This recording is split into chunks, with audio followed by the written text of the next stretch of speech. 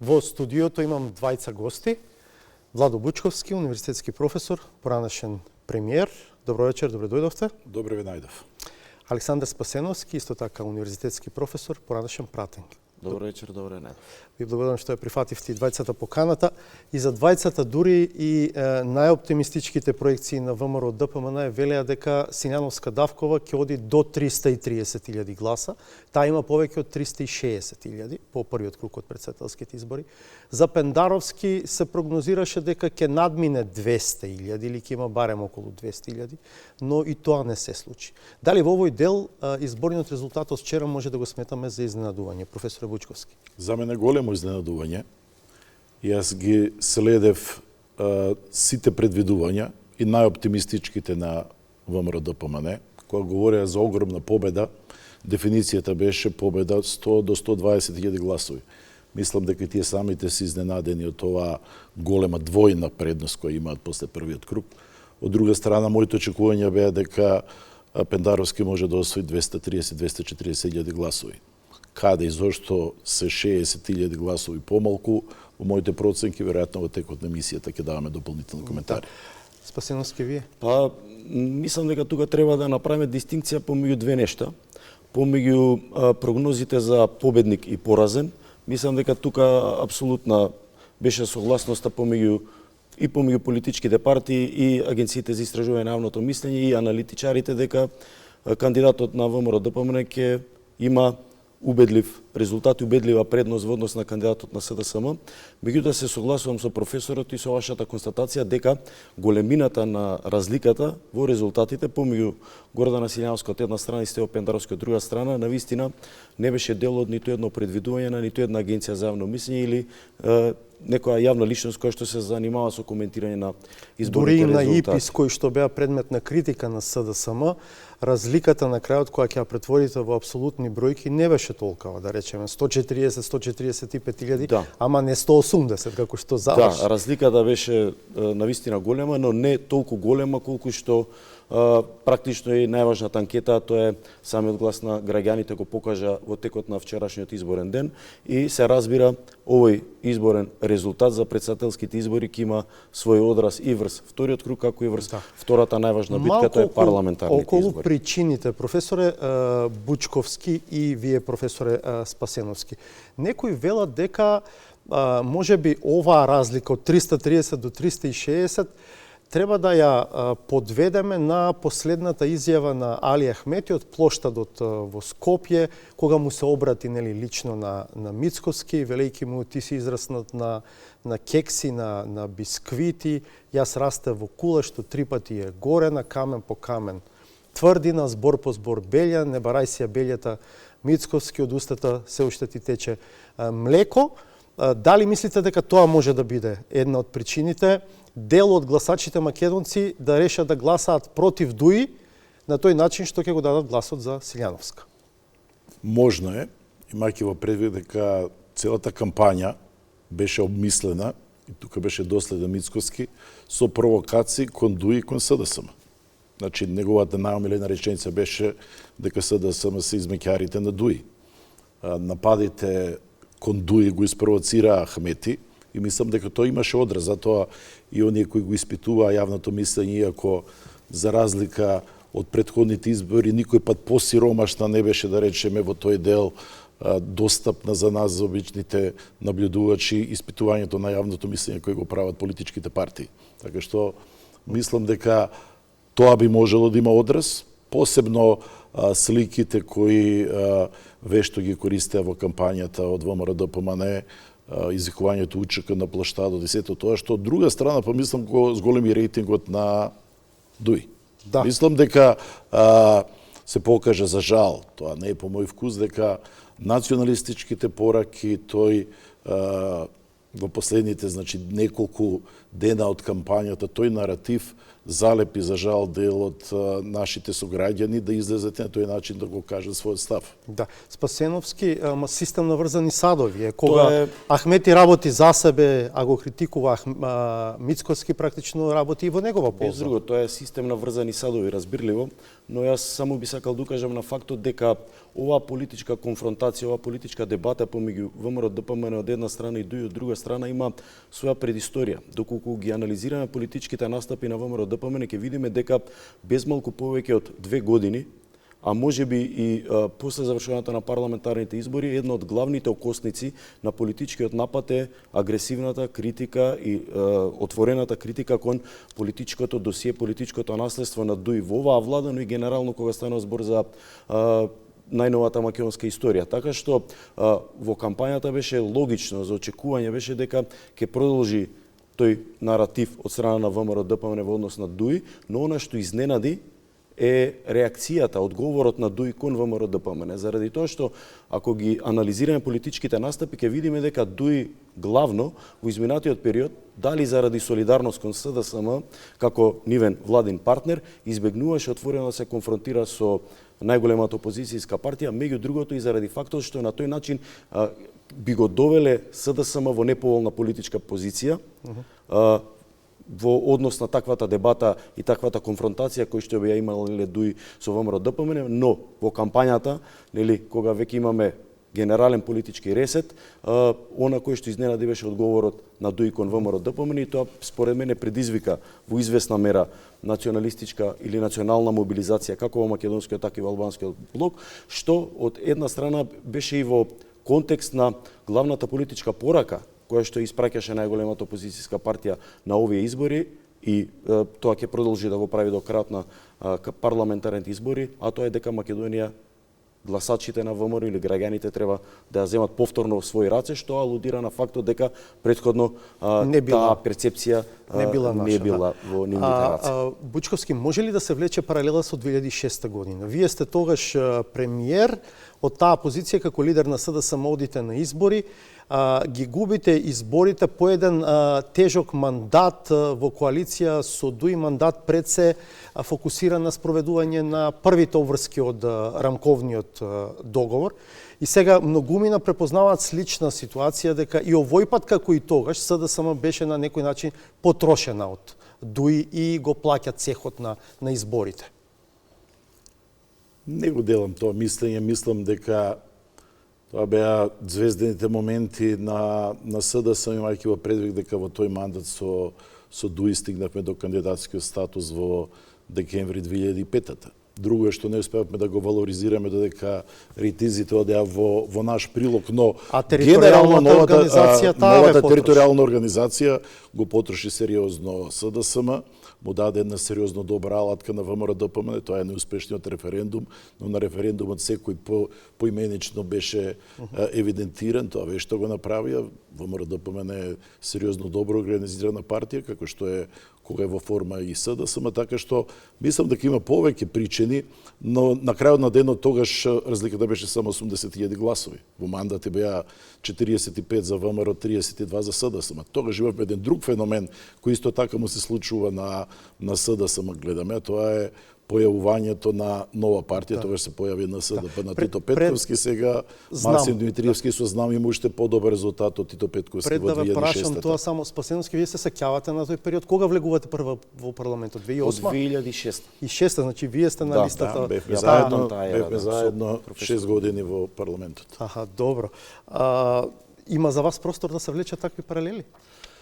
Па не би можел од оваа перспектива да кажам дали би можеле да се влечат или не би можеле да се влечат паралели, но факт е дека СДСМ доживеа драматичен пораз на овие избори и доколку ги правиме анализите можеме да видиме дека делот или најголем дел од гласовите доколку правиме таква едноставна математика, можеме да ги најдеме во бројот на гласовите кои што ги освои Максим Димитриевски и неговото движење Знам. Сега... Ако направиме прост збир на гласовите кои што ги освои председателскиот кандидат на СДСМ со гласовите кои што ги освои Максим Димитриевски, ќе видиме дека тие се движат околу бројката која што стандардно ја имала како бројка на гласови СДСМ и во периоди кога имала многу ниска популарност.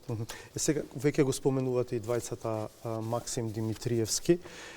Дали и неговиот резултат може да го сметаме за изненадување во позитивна смисла? Тука уште една партија, Левица, Билјана Ванковска беше нивна кандидатка, и неизиниот изненадување во негативна смисла, Спасеновски. Покрај победата, огромната разлика од повеќе од 180.000 гласови на кандидатот на ВМРО ДПМН во однос на кандидатот на СДСМ, следното важно изненадување на овие избори е политичкиот исход од гласањето во однос на Левица и во однос на Знам. Мислам дека во однос на Левица можеме да констатираме дека онаа теза која што долго време ја форсираше, употребуваше, ја користеше лидерот на таа партија дека Левица е најбрзо растечката политичка структура во државата, некаде од 2020 година до денес, сега повеќе не важи. Левица се врати на рейтингот на политичките позиции кои што ги имаше во 2020 година, стабилизирајќи се некаде околу 40.000 гласа, што зборува за тоа дека оваа политичка партија некаде сгреши во овој меѓупериод. А од друга страна пак во позитивна смисла, секако можеме да кажеме дека изненадување рейтингот, исходот кој што го освои и бројот на гласовите кои што ги освои Максим Димитриевски, освојувајќи повеќе од 83.000 гласови, што зборува за сериозен капитал со кој што тој ќе влезе во трката за парламентарните избори. Доколку 83.000 гласови се обидеме да ги претвориме во мандати, тогаш ние оперираме со една бројка од околу 10 пратенички места, што е многу повеќе од пратеничките места кои што ги освои НСДП во периодот за кој што зборуваше професорот и се однесуваше вашето прашање.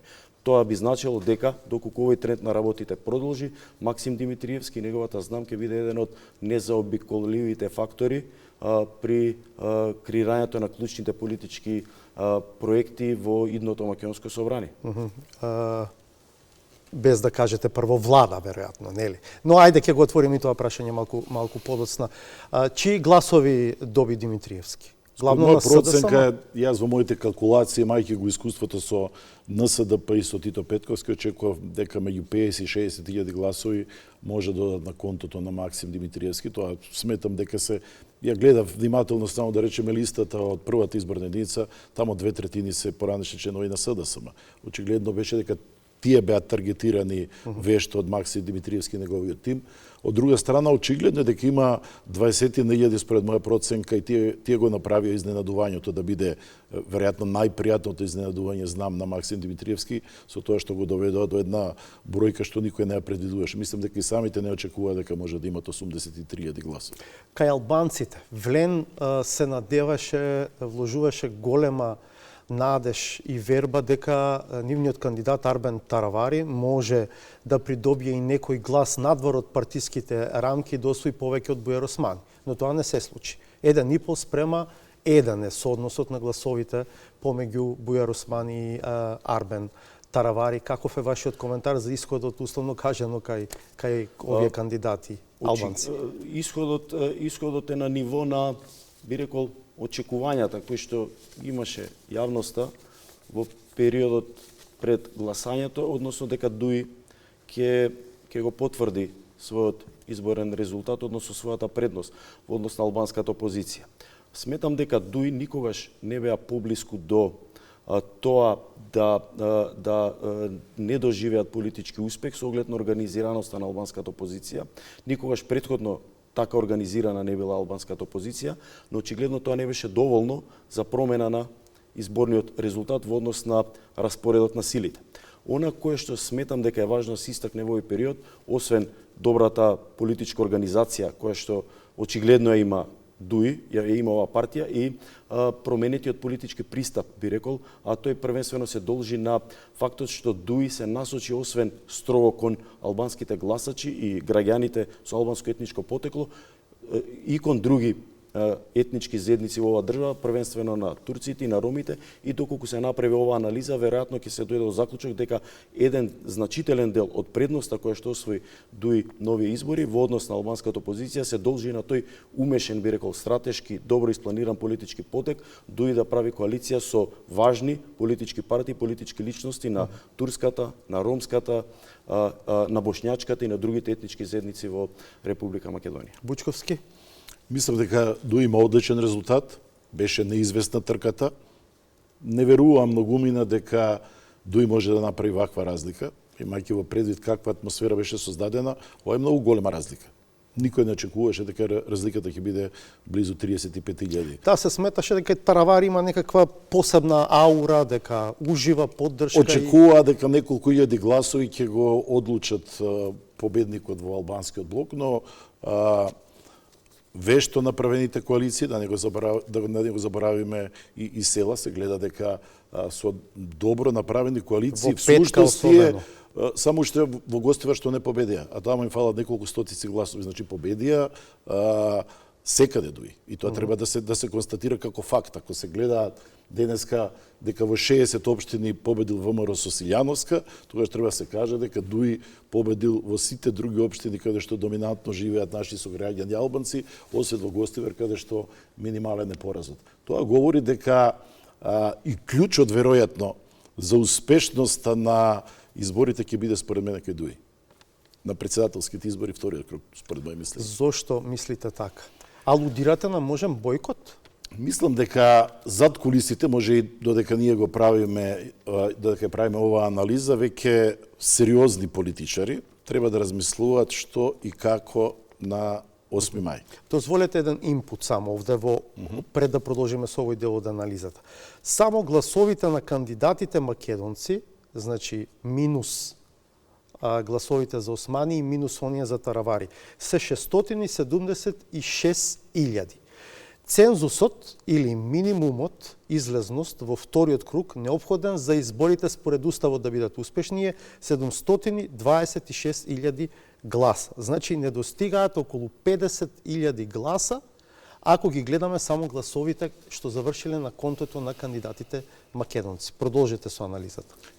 Значи, беа сите свесни дека имаме проблем со цензусот и слушнав дека срамежливо почна да се говори, ние треба да биде една од стратешките одлуки кога ќе се менува уставот, затоа што јас и понатаму сметам дека без промени на уставот не може да одиме понатаму, треба да отргнеме цензусот затоа што тој не доведува во вакви ситуации каде што има потенцијално нова политичка криза. Тоа и препорака и од ОДИХР. Тоа мора да се направи затоа што сега, да речеме, додека не го виде Максим Димитриевски резултатот, говореше дека тој не ги носи со себе гласовите на неговите поддржувачи, дека ќе повика секој по собствено убедување да гласа во вториот круг. За да вчера во еуфорија го слушнеме да му порача на Пендаровски дека треба да се повлече од трката. Повлекувањето, што е невозможно според мене, на Пендаровски значеше пропаѓање на изборите. Значи нема теоретска шанса, ние разбравме до крај таа порака што беше, да. Па другата варијанта е да рече ајде јас да се тркам со Силјановска, јас можам да победам, не можеш ти. А не е возможно кај нас четвртиот да биде против кандидата првиот. Ако не и петиот и мала разликата со Таравари. Ајде нека биде четвртиот. Второ, мислам дека станува јасно дека испорача пред се Дуи, пред да ги видат резултатите, или беше политички тоа мотивирано да го зголемат она што кај нив беше битно да ги хомогенизираат гласовите, со нови барања, кои беа протолкувани како политичка уцена дека после првиот изборен круг, каде што беше јасно дека се фаворити Силјановска, Давкова и Пендаровски, дека тие ќе побараат од едниот и од другиот кандидат, од едната и од другата политичка групација, да го поддржи нивниот став идниот председател на државата да се бира во парламентот. Гледаме денеска, не видовме дека такво барање е испорачано, но од друга страна, очигледно е дека ќе има многу калкулации, сега калкулира веројатно како иден мандатар Мицковски со тоа што едните и другите ќе ги тестира дали ќе дадат поддршката на Силјановска во вториот изборен круг. Затоа што, според мене, гледајќи атмосферата која може да отиде и во друг правец, срамежливо некој денеска говори од видните поранешни членови на СДСМ дека бојкотот е одговор на сето она што ВМРО ДПМН го правеше во изминатите 7 години, кога никогаш не беше кооперативен, условно речено, за стратешките прашања. Јас мислам дека е тоа погрешен пристап.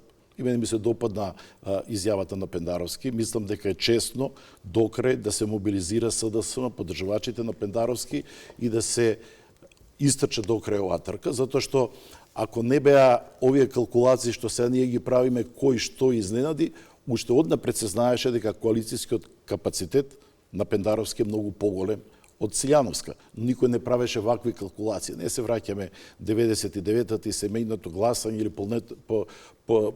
полнењето на кутиите за покојниот Борис Трајковски кога незаслужено го победи Тито Петковски. Сега е друго време, мислам дека е фер да се даде шанса на Пендаровски. Во игра, вие рековте, се повеќе од 370.000 гласови на другите кандидати. 337.000 се гласовите надвор од оние што ги освоја заедно Силјановска и Пендаровски.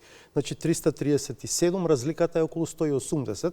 Сега теоретски може да зборуваме за еден резервоар од кој што може да има нели префрлања наваму или натаму, иако е навистина голема разликата од 180. Слушавме вчера дека се почнува од нула, но јасно почнува Силјановска со голема, со огромна предност, која теоретски е достижна. И мислам дека тоа, знајќи го карактерот на Пендаровски, но верувам дека и раководството на СДСМ е свесно за ризикот во кој би влегло ако евентуално се калкулира со евентуален тивок бојкот. Јас сум за тоа да се машки, да се истрча вториот круг и да се направи максимум, затоа што мислам дека СДСМ, кај дел од членството, ќе се пробуди сега и наетот, не сакат да бидат вака понижени, затоа што расположението не беше да биде СДСМ доведен на новие 180.000 гласови. Конечно, изборот на шеф на држава и државничка работа, да нема криза во државата, да нема институционален вакуум.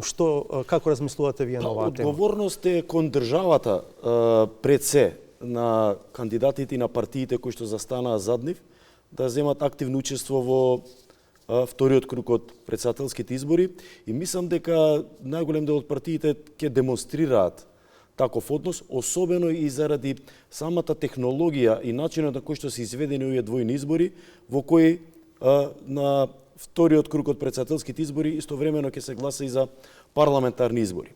Мислам дека тоа оваа ситуација ќе ги доведе партиите да не размислуваат за деструктивни решенија, а меѓу другото и заради фактот што тоа можеби ќе предизвика повторно нов бран на етничка хомогенизација, доколку таквите барања дојдат од партиите на албанскиот блок во однос на реакцијата која што би следела од страна на приврзаниците, поддржувачите на Гордана Силјановска и на неопределените гласачи, доколку тие наративи станат дел од нашето секојдневие во вториот круг од претседателските избори.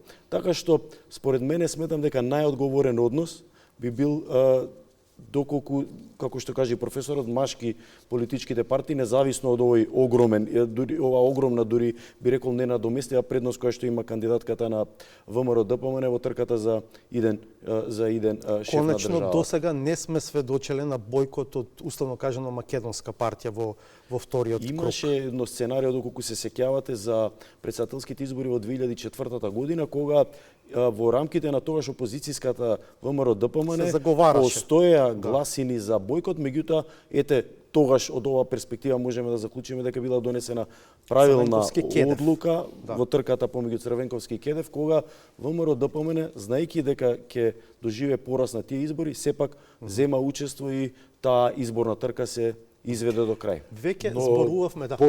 Ако дозволиш, по Петровски, тоа беше и причина да дојде до промена на уставот и 50% беше тогаш. Тоа беше просто невозможно. Да. И ако следите во последните неколку денови, бидејќи се разменуваат и пораки помеѓу двајца поранешни премиери и председатели на ВМРО ДПМН, една од точката на судир е токму тие избори. Груевски преку Ганка Самилова Цветановска, која тогаш беше шеф на изборниот штаб, останал доследен да биде успешен изборниот ден. Од друга страна, јавно Љупчо Ѓорѓиевски заговараше дека треба да се бойкотира изборот и да не стане Црвенковски председател. Така што не сме имале такво искуство, но лепди прашањето имајќи во предвид какво ќе биде однесувањето зад кулисите на двете албански политички партии. Не, особено Дуи, ако сака да игра за себе, препознавајќи дека и Мицковски и синоќа, нели, една од главните можеби политички пораки од синоќа е таа реченица на Мицковски дека му се јавил на Таравари и дека му посака идна влада, нели? Мислам дека тоа беше вешто направено од Мицковски, бидејќи ако тоа не се случеше, мислам дека денеска опозицијата ќе беше поделена, албанската опозиција на 3 или 4 партии.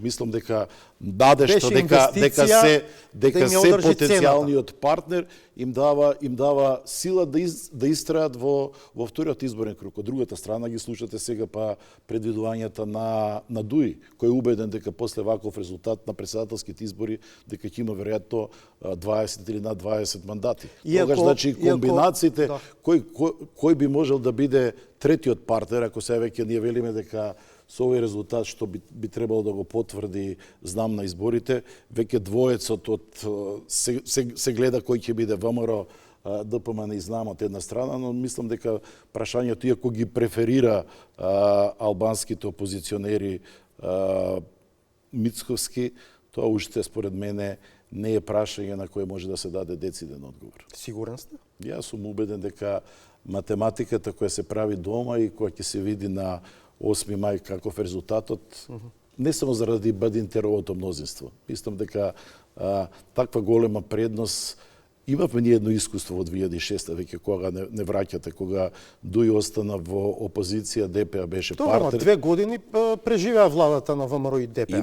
Има варијанта што јас ја слушам како се заговара Тивко, дека во таа варијанта можеби поучено од претходните искуства што ги правеше ВМРО ДПМН со Груевски, и Мицковски ќе игра на таа карта, па на локалните избори до година ќе имаме уште едни предвремени тоа нема да биде многу избори. далеку од моментот на формирање на новата влада. Спасеновски, вие за ефектите на она што вчера го имаме како исход врз парламентарните избори и евентуалните комбинации за влада потоа? Мислам дека ќе биде многу тешка задача за поразените партии, првенствено тука, нели секако мислам на СДСМ и на Левица, да одржат елементарно ниво на политичка мотивација да ги истерат активностите до крајот на вториот круг од претседателските избори, односно до гласањето за парламентарните избори. Може ли само една Тоа би дигресија? значило дека според мене не би требало да се исклучи варијантата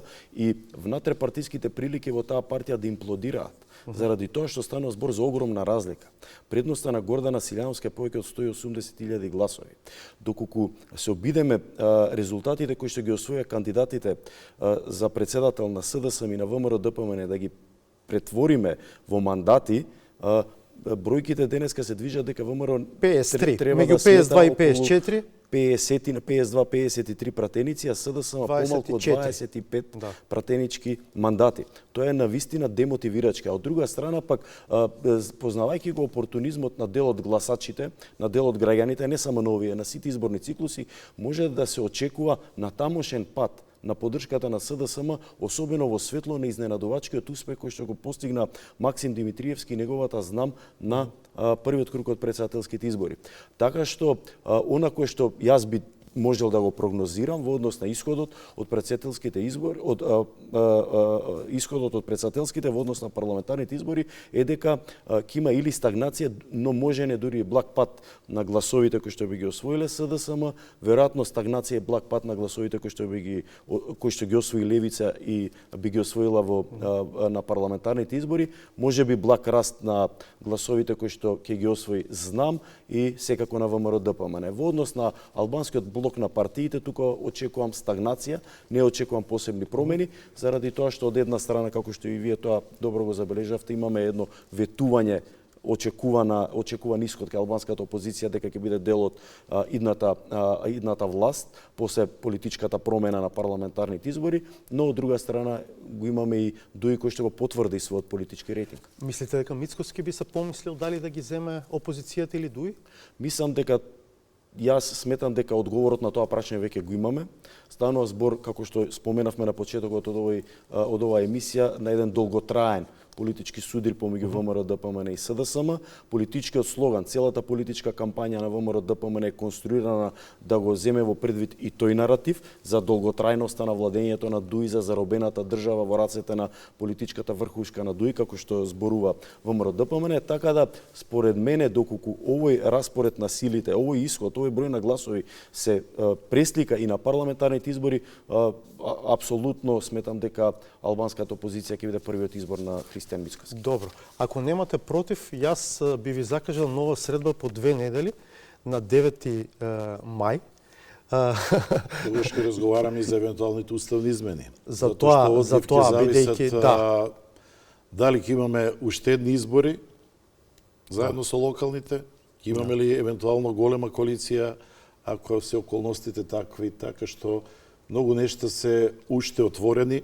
Јас, за разлика од колегата Спасеновски, знаејќи го карактерот на СДСМ, сметам дека СДСМ ќе има подобар резултат од овој на парламентарните избори и дека тоа ќе биде мотивација евентуално и за сите оние кои претендираат да бидат наследници на Ковачевски да покажат дека со поинаква организација и со поинаква мотивација на членството кој ќе му треба после овој шок на вистина мотивација да се изнесат, според моја проценка, барем уште 30-40 илјади повеќе гласови на контото на СДСМ. Еве, ајде на 9 мај ќе се видиме, па ќе анализираме повторно. Ви благодарам за овој разговор. Благодарам.